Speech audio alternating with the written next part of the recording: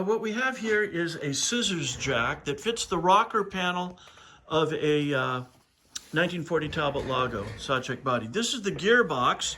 This is the extension that probably goes in the tool pouch and then is just temporarily pinned into place to operate. We're going to operate this unit for you by hand to give you a better idea of how it works. So Matt is now engaging a hand crank into the unit, and as he turns this, you'll see that the unit lifts. Actually, this is upside down, of course, because it's mounted to the rocker panel, and what we're doing here is lifting it up. Of course, this pad here that goes on the dirt will seek its own level to whatever that happens to be when the vehicle is down. Now, this particular one that we made retro here is, in fact, has a slightly a tighter thread on it, so it has a bit more lifting power in this speed than the other.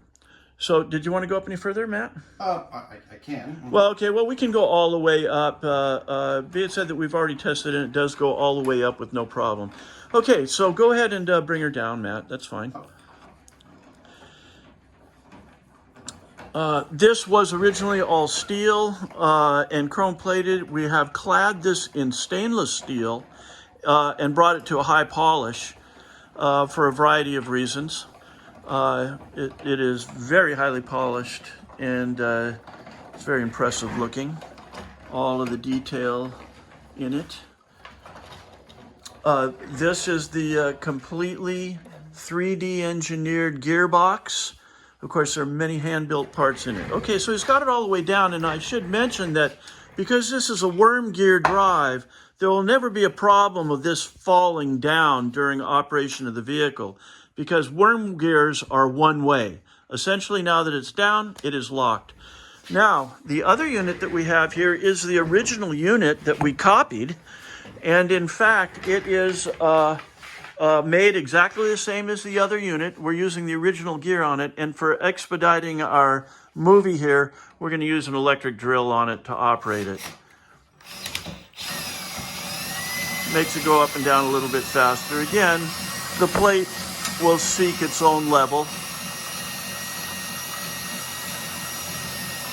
And there's two speeds. Yeah, this is a 2-speed unit, actually. Right, when he brings it into the high gear ratio, go ahead.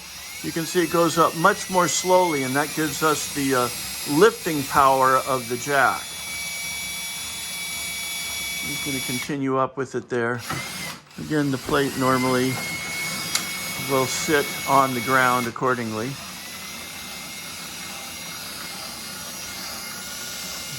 There's a lot of hand cranking, but that's the way it was. This is for the higher ratio for the actual lifting of the vehicle. All right. Any more is probably superfluous because once it gets up to this angle, you pretty much lifted it. So let's take her down. Now, do you want to take it down in the fast speed?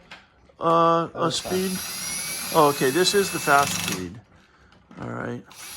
We're using an electric drill here. Normally, this is done by hand, of course.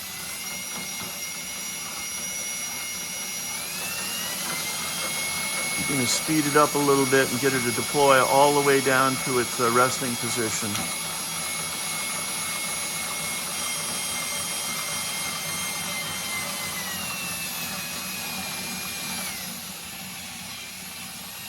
And now locked into place. Again, worm gears keep that thing from ever dropping unless you crank it at the handle.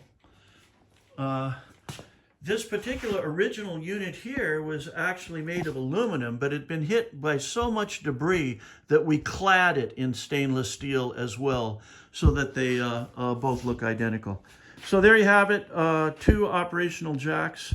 Thank you for your attention.